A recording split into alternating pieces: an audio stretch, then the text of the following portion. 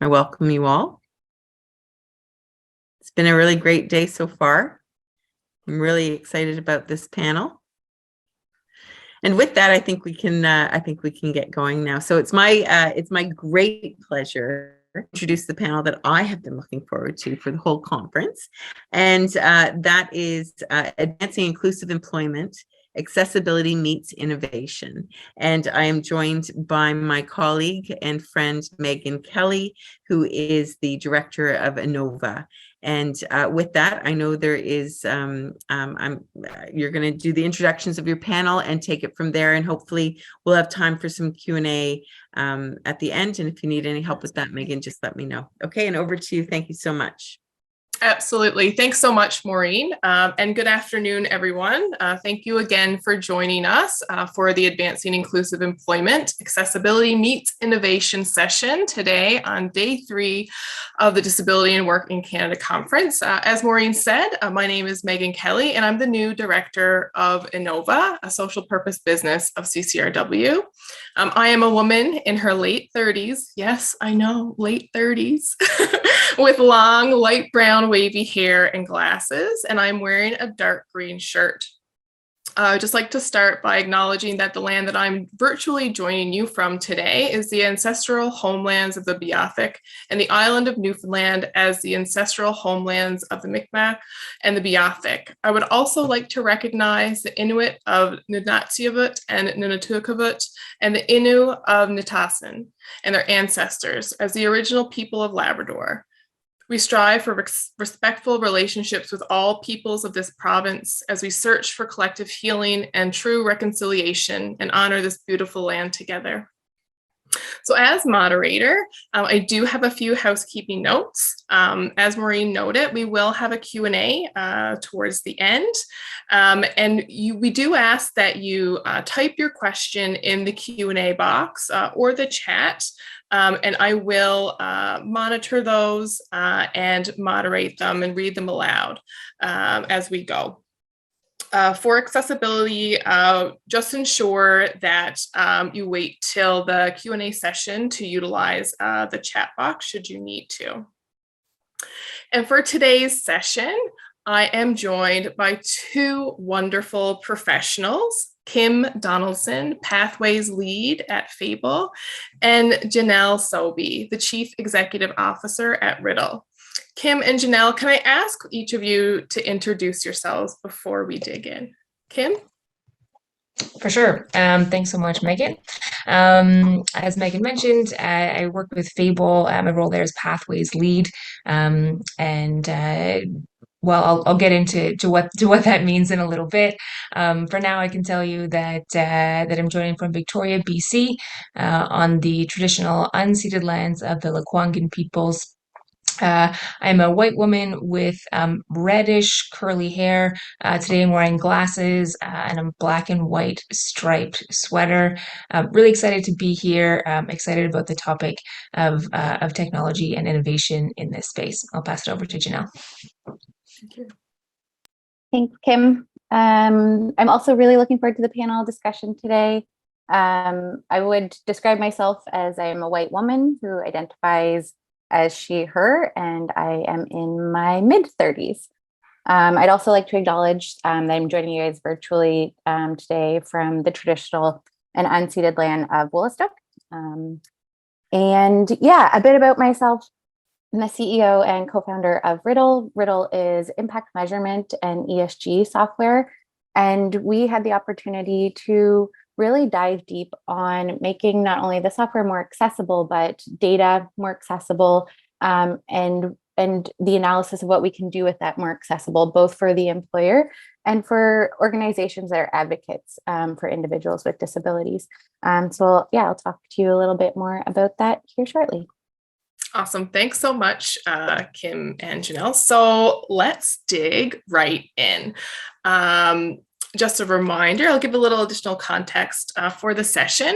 What we'll be talking about today is really around best practices for employers, organizations to implement when seeking true inclusion for persons with disabilities in their workplace.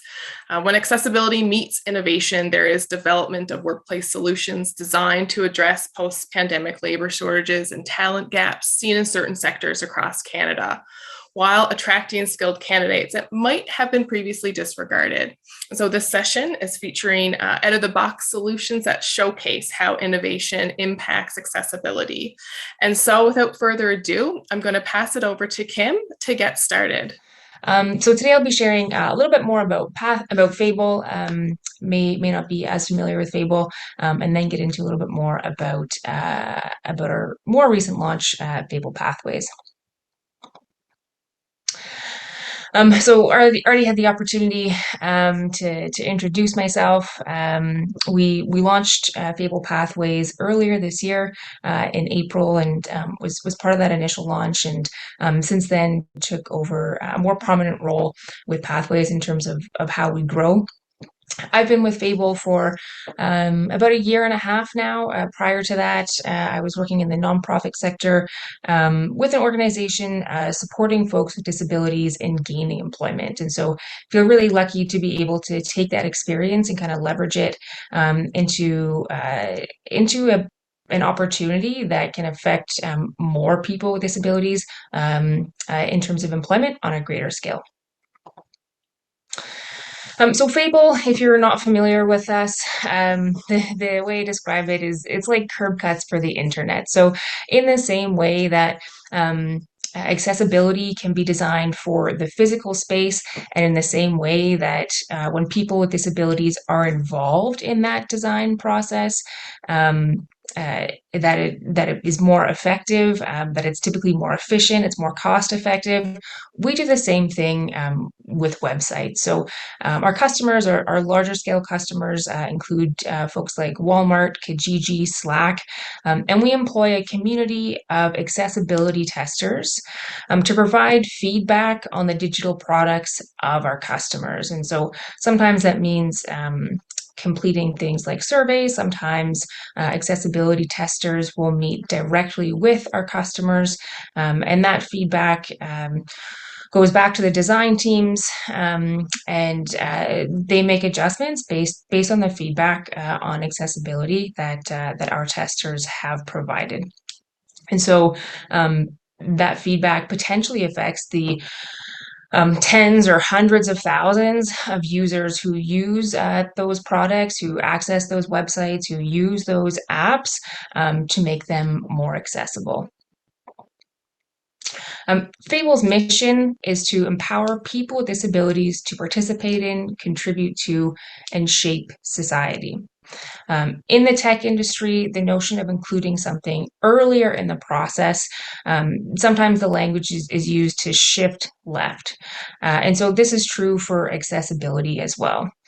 And just like designing accessible physical spaces by including people with disabilities early on in that process, we do the same thing in the digital sphere. And so again, this saves money, is more efficient, and in the end, is most likely more accessible.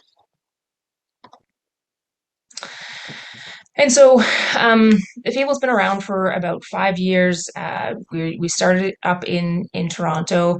And as our community of accessibility testers has grown, we've seen that our community has gained confidence and gained skills in this one corner of the tech sector. So in terms of digital accessibility, and feedback from our community is that people wanted more opportunities to work in digital accessibility and beyond that. And in that vein of being able to shift left, we felt that being able to support people with disabilities to work more broadly across the tech sector was something that we wanted to be involved with. And that's what Fable Pathways emerged from. And so Fable Pathways is a skill building platform for people with disabilities interested in working in the tech sector. And the idea is that folks can gain the skills in addition to digital accessibility skills to work across the tech sector. In developing Fable Pathways, we initially reached out to our network. And so that meant our community of testers, but that also meant community providers across the country. And so organizations that were working with people with disabilities, sometimes related to employment and sometimes not, just to better understand what the pain points were for folks in trying to enter the tech sector. And so the barriers that came back kind of most significantly, one was inaccessible spaces for skill building. And so whether that was a physical space or a digital space, with the pandemic, there's been an explosion of online learning, but much of it is still not accessible if you're an individual who uses assistive technology. Another pain point was inflexible learning options. And so there might be kind of a prescribed window or method that you're kind of forced to learn from, which may not be valid for all users. And then the final pain point was cost. So the cost associated with those skill building opportunities. And so with those things in mind, Fable Pathways is free. The sign-up process is relatively easy, just creating an account with your name and email address. We've tried to provide a lot of different accessibility options. It's been tested by our community of accessibility testers, and so is screen reader friendly, switch control friendly, as many assistive technologies as we could test, we did. And then in the actual learning, we've tried to include flexibility in the learning style as well. So I had mentioned that Fable Pathways is relatively young. We just launched in April of this year. Our initial launch was with 2 courses. One was delivered by my colleague, Kate Kalsovich. She is the Director of Accessibility Innovation at Fable, and she delivers a course on becoming a manager, where folks can learn skills that might be associated with management. And also just explore their own potential career pathways if they're looking to take that next step in their career.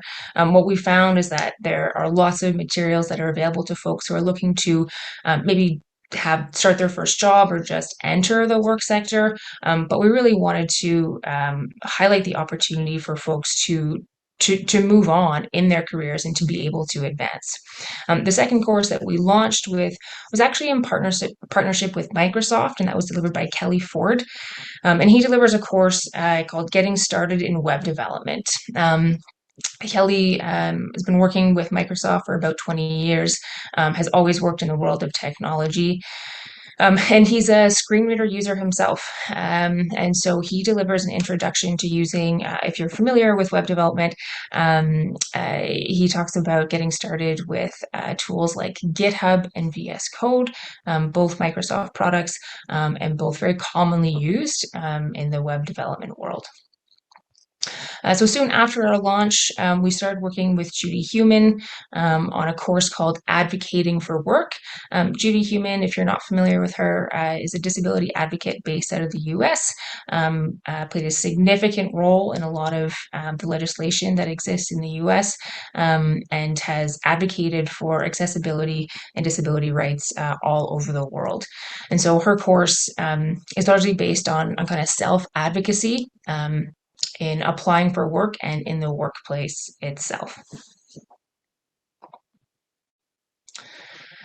On this slide, there's a screenshot of one of our courses, and this is to show kind of the different elements and the flexibility that's involved in each course. And that flexibility is important to us, with the idea that accessibility is not a one-size-fits-all type of solution. And so, again, this is a screenshot of part of Judy's course. And so on the left-hand side, you can see the various modules. As modules are completed, It's indicated with a check mark. Within each module, there's a series of activities, and so same thing, you can kind of see what you've completed and what you have left to go. On the right-hand side, there's some text-based material, and there is a video. Our videos are hosted on Vimeo. There's closed captioning available. And with Vimeo, you're also able to adjust the playback speed, which can be relevant for some folks, either in speeding it up or slowing it down. And for all videos, there's also transcripts available. The content is self-paced, and people can start and stop in whatever way they would like to. And so at the moment, we're largely in kind of a data collection phase. And so just looking to better understand how folks are receiving the courses that we've put together. So I have a testimonial here. It is a reminder of the potential and value so many of us bring to the workforce. I never considered that career progression is as important as finding and securing employment. At the end of each course, learners are asked if they'd like to provide feedback. And so with that, learners are asked to rank the course out of 5. And so right now, courses on average are receiving a 4.5 out of 5 ranking. And learners are also asked if they feel like Pathways content is relevant to their job search. And so 85% of learners shared that they will leverage Pathways courses for their job search.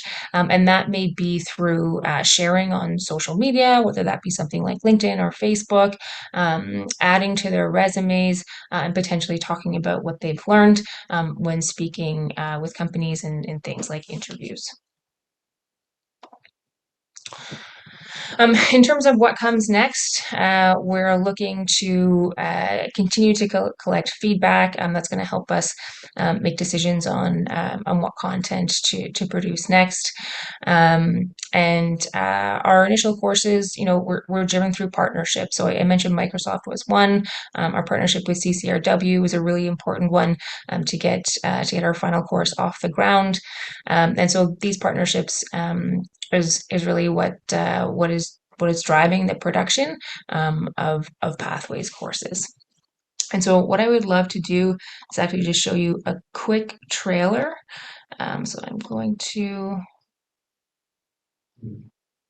bring this over here. And so what you see here is the landing page for Fable Pathways. I'm just going to scroll down and maybe zoom in a little bit here. And I'm going to play the trailer for our third course, Advocating for Work with Judy Heumann. The average American is not, nor should they have to be prepared to fight every day of their life for basic civil rights. You don't see enough disabled people in the key positions. The guy said to me, "Do you know that you're trespassing on federal property?" I said, "Yes." "Are you going to leave?" I said, "No." When you're really honest to really make it in the system, disabled people have to fight harder. A bespectacled woman uses a wheelchair. I'm Judy Heumann. She smiles. I'm teaching this course because employment is critical for all people. Judy has shoulder-length, wavy, light brown hair. Words appear. Advocating for Work with Judy Heumann. We, as disabled individuals, can be valuable contributors. We need to be looking at our futures. We need to be strengthening ourselves. People think, well, maybe you can't. Yes, we can. Logo, Fable. Trailers are available for all the courses on the Fable Pathways page. And so if you're interested in checking things out, feel free to visit www.fablepathways.com. If folks have questions outside of this session, feel free to reach out to me directly. You can reach me at kim@makeitfable.com. And you can learn more about our community of accessibility testers at makeitfable.com/community. And I'll stop sharing my screen now, and I can see everybody here. And I know we're having a Q&A at the end, so I'll just kind of stand by for that towards the end and pass it over to Jenelle. Does that make sense, Megan? Yeah, absolutely, Kim. Thanks so very much for your presentation. I look forward to digging into some questions with you shortly. And Jenelle, over to you. Yeah, Kim, I'm definitely going to be taking in some of that content. Love that Awesome. it's, the courses sound awesome and love that they're free. So even better. Yeah, so the way that Riddl thinks about, some of the innovative work that we've done around disabilities has really been anchored in data. And so when we look at specifically the post-pandemic labor shortages or some of the talent gaps and look at how we're able to access or leverage, if you're an employer, an existing talent pool that maybe hasn't previously been tapped into. We really look at that problem and solution through the lens of data. So short answer for us when we're thinking about how do you solve for those problems is we really need to, and when I say problems, I mean labor shortage and the talent gap. But one of the things that we really think about is reapplying a lens on our data and our software for how we can help companies and organizations that are advocating for individuals with disabilities, as well as individuals connect with more meaningful employment. And so we do that through data. And a few ways that we do that is by helping employers and businesses really understand the value of hiring individuals with disabilities into their company, and not just through, it's the right thing to do, but really understanding the value and the business case of having done so, as well as the outcomes associated with that. And when we talk about the outcomes, what we mean is understanding the positive impact outcomes it has on the individual. So, that could be financial independence to improved or increased confidence. We look at the positive impact on community. So as soon as you have more individuals meaningfully participating in community, it's contribution, it's also tax contribution. And we also look at benefits back to the employer. So we might look at things like increased productivity and increased bottom line revenue as a result of having a more diverse and different perspective on products or workflows or processes. And I know that sounds like a lot, but the piece in all of that we're interested in is really understanding the data that's coming out of the investments that have been made by organizations, by employers who are investing in meaningfully connecting with a talent pool that isn't always accessed as they should be. So I'll pull back a little bit, that hopefully that kind of anchors a little bit about the solution that we provide that I feel like is a bit innovative in how we look at the labor challenges and talent gaps that employers are experiencing and connecting those two groups. Riddl's North Star, so where we're focused on, is really in trying to understand when you fund certain positive impact outcomes and we deliver those results, how can we then repeat that again and again? And how do we know if something's not working? And so for us, it really boils down to being able to understand what's happening in solving some of our more social or complex social problems through data. So what can the data tell us? And we continuously go back to data to be able to inform that. And so one of the, it is software, if I didn't mention that earlier. And the software allows for a platform where companies, government, academia, organizations, so in the nonprofit sector, to go in and collect, track, manage, report across specific outcomes that they're trying to achieve, as well as the associated indicators. Now, one of the things that we've noticed really can be challenging about the impact measurement space or building these business cases or the value around hiring for businesses has really been a different accessibility issue, which is that impact measurement can be inaccessible because it's highly academic, or it can be overly complicated or complex in nature. And oftentimes it can be really expensive. So some of the work that we're also doing is to more or less democratize the way that employers are able to access software and tools that simplify processes to prove their value on making not just the right decisions, but the right decisions for their businesses. Sorry, I lost my train of thought there. Yeah, and so the first, like the foundation of the tool really is, it's a place where companies can collect that data and start to tell that narrative. And so when we talk about the narrative, it's about building that business case that is in a language that would be more mainstream to the business. So we talk about return on investment. An example would be when you do invest in the individual, the community, and in your company, that does have value created associated with it. And that value can now be quantified and turned into a dollar amount. So we're seeing projects like the Impact Weighted Accounts project come out of the Harvard Business School, which is phenomenal to see, because coming out of a prestigious business school, they're saying not only should you be accounting for social value that your business is creating, but that you can quantify it and translate that into a dollar. And so, you know, when businesses operate in a world that is governed often by the dollar, being able to see when we hire individuals with different perspectives, we've invested X amount of dollars, and what is that return back on our investment? So our software allows for us to be able to do that and really start to work with employers to not only prove, you know, from a use case or user story perspective that it is good, but be able to tell the narrative to senior executives or leadership that it is good for bottom line beyond just anecdotes.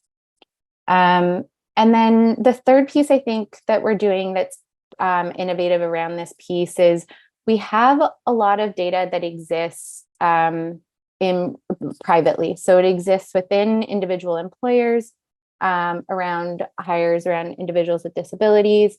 It exists in nonprofits. And when I talk about the data, it's on like, you know, how long did that individual stay with you? Were they meaningfully matched? Were they working in an area of their expertise or their passions or their talents? And so when we talk about data, it can be quite broad. But what we're looking to do is to try to better understand the data that exists privately, because there is a lot that's available publicly, but not we don't have huge data sets around what's privately available. So one of the R&D projects that Riddl is working on right now is if we can get a significant amount of private data at scale, what can we do with those aggregates? And can it take us all the way back to our North Star, help us better understand, you know, when governments or employers invest in better hiring practices or D&I initiatives that positively impact individuals with disabilities, can we prove that those work along certain outcomes? And then can we continue to replicate that? And what we think is the real value there is that it ends up being more proactive as opposed to reactive. And hopefully it starts to put in place the parameters and the tools and structure that individuals need as investments to be successful in those positions. So certainly early stages when it comes to building that proprietary data set. And we are really keen on working with any partners who are also interested in this project. And yeah, the other pieces of the software, you know, the ability to collect, track, manage, report on, do a social return on investment calculation, build the business case. We're doing that along with employers, but also with nonprofits that are working on behalf of individuals with disabilities. So I'll leave it there for the questions. Awesome. Thanks so much, Jenelle. And thanks again, Kim, both of you for, you know, really sort of rounding out the importance of innovation when we're talking about accessibility. And I think specifically, in this space of tech and, some virtual work environments and really about, connecting through every juncture of employment, those opportunities for talent to be accessible to business and for business to access talent for those roles. So we have a couple questions, and I already see our Q&A box lighting up. So I'll moderate a couple of the questions that I have, and then we'll get right to the audience. And so I would love for you to build on each of what you said and sort of describe really how your work highlights leadership and unique solutions and the innovative approach to really promoting accessibility. Jenelle, did you want to start? Yeah, I think when we look at promoting accessibility, leadership, oftentimes accessibility to meaningful employment for individuals can fall to HR or maybe is aligned with D&I quotas, but what we think we're doing a little bit different that makes it more accessible is really working with the senior executives and leadership at a strategic level. And so, yes, maybe an objective has been set around maybe to invest in a D&I initiative, but it's simply not going far enough in terms of ensuring that they've really bought in to why they have decided to invest in maybe D&I initiatives that would also include individuals with disabilities. And so even in that, it feels pretty boxed in, women hires would also fall into that bucket, people of color, et cetera. And so I think just the fact that it does require senior leadership to get involved in making these decisions to use the software, but also communicates to them in a language that they're used to when you talk about the dollar. And then when something really is a business decision, and it's an easy decision for businesses to make as well, because that is traditionally how they've been governed. I think maybe something else that also makes it really like how we would be promoting more accessibility. I did talk about kind of the academic piece and how the work that we're doing traditionally can feel pretty heavy and academic, and that impact measurement isn't overly accessible to nonprofits. One, because it can be highly expensive. And then also we're seeing this weird convergence, I shouldn't say weird, we're seeing this convergence, interesting maybe, of ESG, the ESG space in the private sector and impact measurement coming from the nonprofit sector. And I think there's lots to be learned from both. And what's interesting is that the private sector is really starting to report and publicly disclose on ESG data and information. And that does also touch on any investments or initiatives that they're running that would have, the social aspect. And so, yeah, I think some of the work that we're doing that might be a little bit unique and innovative is really, again, bridging the gap between more mainstream practices of the private sector and what resonates with them and helps them make decisions, and giving them the tools and the data and the information that's coming from maybe more the nonprofit sector or the social impact measurement side to make those decisions a little easier. Yeah, absolutely. And even sort of how you describe sort of building that bridge, it's really important for that to happen in the internal structures of a business too, in terms of how you note it around, that senior leadership, that executive buy-in. It needs to be on the strategic agenda for, it to have that impact on even corporate culture and what that workspace really reflects in terms of accessibility and inclusion. Thanks so much for that. Kim, over to you. Thank you. I think Fable in general has proven that there are leaders across North America who are interested in digital accessibility. I mentioned some of our customers Kijiji, Slack, Walmart, Wealthsimple is another. And so there definitely is some buy-in from leadership in terms of making digital tools more accessible, with the understanding that, you know, there's a huge customer base out there to be able to use those tools. I think for us with Fable Pathways, the thing that I'm excited about is I feel like there's a kind of a constant conversation between employers versus people with disabilities, but like what if they were the same unit, right? And that's really what Fable Pathways is intending to do, is to help folks advance their careers. And so it's not so much of this juxtaposition where yeah, there has to be kind of education on both sides. It's more of a blended atmosphere. And so hopefully by helping folks gain the skills they need to work in the tech sector, to advance their careers into the management level, you know, we'll be able to shift left a little bit more quickly. Yeah, people with disabilities will be represented in more areas of work, in higher areas of work, and can kind of bring that lens of accessibility to the table on a more regular basis, on a more consistent basis. So we kind of don't have that that underlying dichotomy, which I think often exists in our conversations. Yeah, absolutely. That really ties in well to my next question, Kim. So I'll stay with you for a minute if you're okay with that.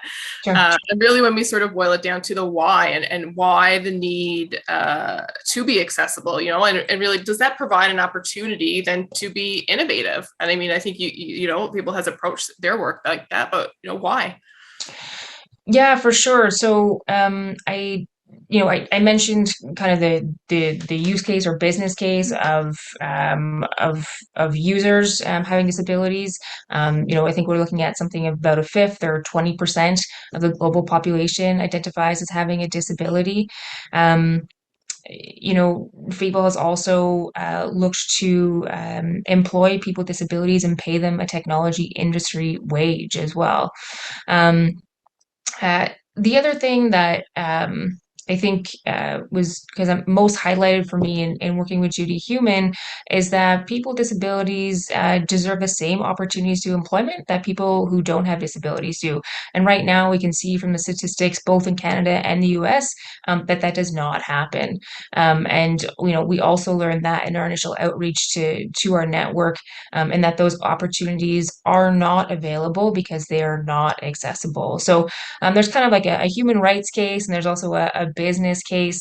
The other thing, and maybe Jenelle can speak to this more, just with the data that you've collected, is also the innovation that comes from working with people with different experiences. We've seen that there's been kind of an adoption of more inclusion over recent years, and that's nice to see. I do feel like disability is sometimes kind of left out of that picture, but with that, with people working together who come from different backgrounds, who have different experiences, we're able to solve existing problems in new ways. And as I say, I feel like Jenelle, you can maybe speak to that a little bit more, so I might pass it over to you. Yeah, I totally agree with you that you can solve old problems in new ways and often more creative ways. And both Kim and I have been in software for a while. And so when you look at creating a solution in software that's user-friendly, the first thing you do is you collect as many different perspectives on doing that testing, or giving you feedback on the software itself. And oftentimes we don't apply that methodology to solving other problems. And so when we look, again, if we look at like the labor shortage or the talent gap, or even businesses making intentional investments into hiring practices, we know that it does contribute to bottom lines, and we know that it does deliver better solutions, but we're not always seeing it. But there's so many great examples, and I'm surprised they're not showcased more. And I'm sure this community knows these better than I do, but some of the really neat products that we use today have come out of individuals' design or IPs, or they've coded solutions that met their individual or specific needs, but by applying a simple solution for a fix for yourself can also broadly have a simple solution and fix for others. And so some of the biggest examples would be like audiobooks. I'm an avid audiobook user, and at one point that technology wasn't designed or built for me, but it was for vision impaired readers. But look how broadly that tool or that solution has been applied to new markets. Or Kim talked about curb cuts. It's not just for wheelchairs, it's also for strollers and luggage now. Or even like GPS and like anything that has voice recognition apps, or even self-driving cars. So all of those solutions came from individuals with a different perspective, who are able to simplify solutions that made the overall product significantly better. So yeah, no matter what, adding a diverse lens is going to improve your solution. Absolutely. Thanks so much, Kim and Jenelle, for providing some perspective around that question. I want to ask now around sort of like meeting the need or filling the need in the market. I mean, you both spoke to, the impact of, accessibility in the innovative solutions that you can have on employment in specific sectors for both the business and, the talent of persons with disabilities. So can you just speak to, how what you are doing is really meeting a need in the market right now? I can jump in. Yeah, sure. Yeah, like approaching this question from again more than one element. Again, like based on the stats that we have provided by Stats Canada, provided by, I believe it's the Labor Bureau in the US, we see unemployment with people with disabilities is far higher than people without disabilities. So there is a need in that sense. Also, if we're looking at the tech sector and kind of there is this growing interest. I mean, we see from our daily operations that organizations are increasingly interested in creating more accessible digital products. And so again, by actually including people with disabilities in that design process early on in stages, it just saves so much time. There's so much more room for innovation, as opposed to, producing something and then engaging in that conversation and looking for feedback.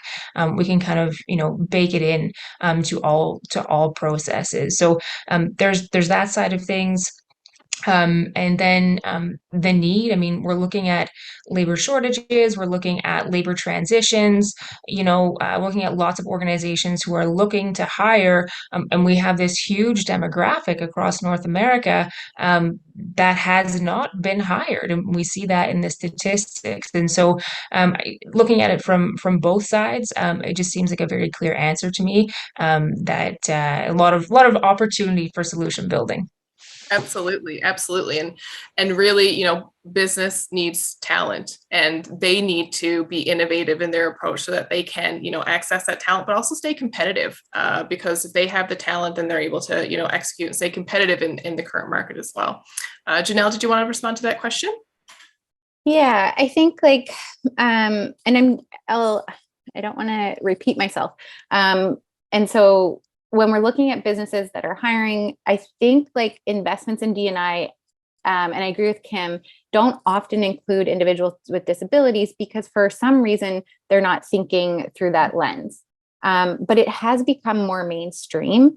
And so when you have pressure on businesses and they have talent gaps, then I do think it'll start to force businesses to think differently about where they can access talent and how they can train them. And so we really are hoping, I think that wave is coming. But I would say that, it's not a significant market need in the private sector yet, where they're looking to prove, say, investments in hiring individuals with disabilities. And when I say investments, I mean looking at the increased productivity or innovation that would come from those hires. But where we're really seeing maybe market need is for organizations who are nonprofits and they're working with individuals with disabilities. So to really understand from a collective impact data perspective, how are we performing? How are we performing as a collective at delivering results to the end benefactor, i.e. the individual with a disability? And then further meeting the market need of, we really are, by working with those nonprofits, helping arm individuals in a way that they can go in more confidently, I hope, to secure meaningful employment, because, we've got nonprofits who are now securing extra dollars in funding because they're able to prove the significant impact that they're making. Yeah, so very, very important. And so I do want to ensure we have some time for the questions in the Q&A box. So I'll wrap up our session together with one more question each for both of you. And I'll start with you, Kim. And so Fable creates accessibility in that they provide, really a service to make it so. But I'd love to hear from you, how has, your innovative work really demonstrated true inclusion? For sure. I think starting with the development of Fable Pathways, it was tested by our community accessibility testers. And so folks in our community use tools like screen readers, screen magnification, switch control, voice navigation like Dragon Naturally Speaking, or voice control, tools like head mouse. And so we really wanted to make sure we were providing a tool that was accessible with assistive technology.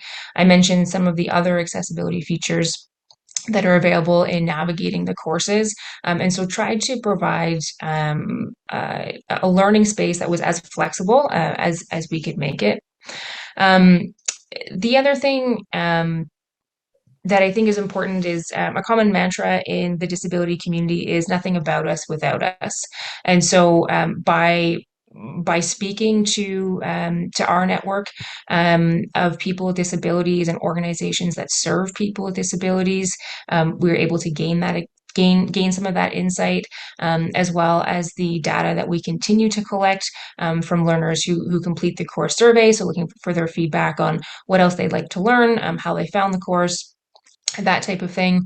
And also all of our instructors are individuals with disabilities. They also just happen to be experts in other fields as well. And so really want to ensure that course content continues to be delivered by professionals with lived disability experience. And I would say the last thing is we put a lot of effort into promotion for both of our launches, the initial one in April in line with Global Accessibility Awareness Day, and the second one more recently in October.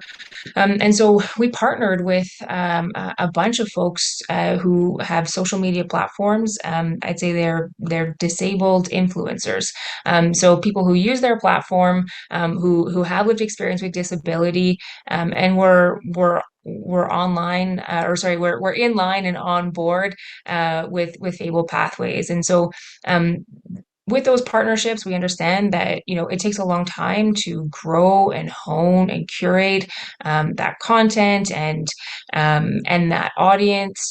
Some folks have millions of followers. And so we worked with people like Spencer West, Rocky No Hands, some more smaller Canadian influencers, Accessible Adventuring, led by Kevin Penny, who's on the East Coast, close to you, Meghan, Carly Drew, who's in Central Canada. And so, those are paid partnerships. People are doing good work. And so again, just working with and leveraging disability community in a respectful way, really important to us. Absolutely. Thanks so much for sharing that. And I know that you'll again probably provide your contact information for folks in the chat should they want to reach out. But I think when you said online, it also wasn't a slip. It's online too, right? And last question for you, Jenelle, of course, about data. So how can accessibility influence your data? Like, is it external to, or does it really become incorporated? For example, really influencing the KPIs that you're already measuring?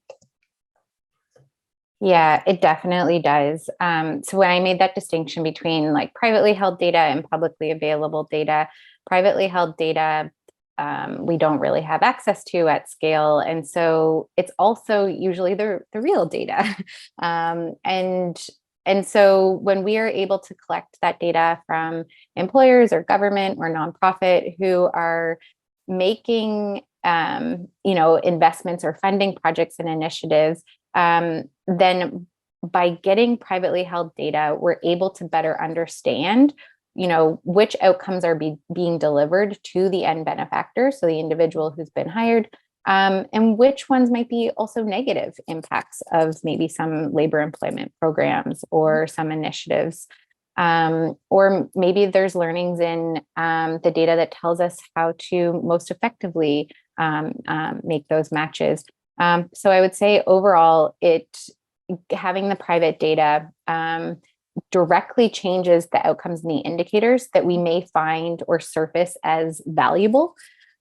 So the end individual or the end benefactor may feel that there's different outcomes than maybe the standards are telling us. Mm-hmm. So standards that are intended to be postmarks for how we track performance might be the wrong ones. So having private data that is from the end benefactor, the employers, government, really we would call it first voice data. That's really going to inform our understanding of how to make really smart, proactive investments in getting individuals with disabilities into meaningful employment. Absolutely. And the data is so critical to ensure that, you can also tell that story and, communicate, both potential opportunity, but also impact when it comes to measurement. So it's super, super critical. So thanks for sharing and providing, the work that you do through the lens of innovation and accessibility.